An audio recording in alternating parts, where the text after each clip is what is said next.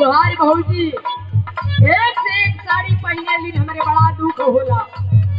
नया नया कहना गोरिया कोई के धमकावे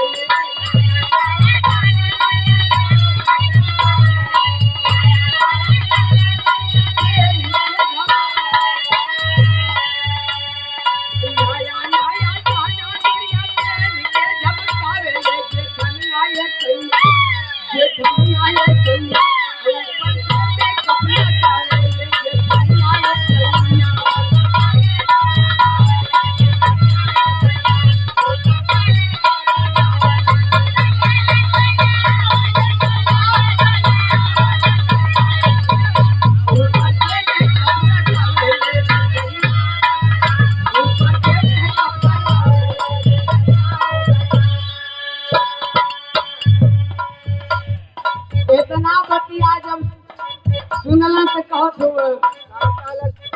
नया नया कहना दुनिया के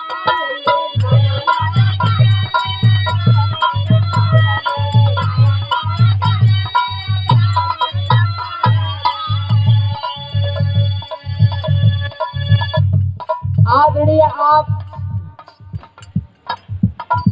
इस टीम के गार्जियन, हाँ पूरा मलिकार है, गार्जियन मतलब मलिकार है।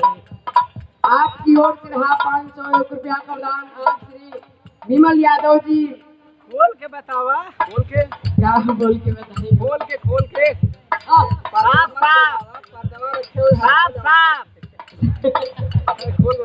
आप आदरणीय हमारे जीवन साथी हमारे हस्बैंड जी की ओर से रहा सम्मान, प्यार दुलार, प्यार की पंखुड़ियों से गुथा हुआ हार और 500 रुपया का दान। जय भीम, जय भारत, नमो बुद्धाय।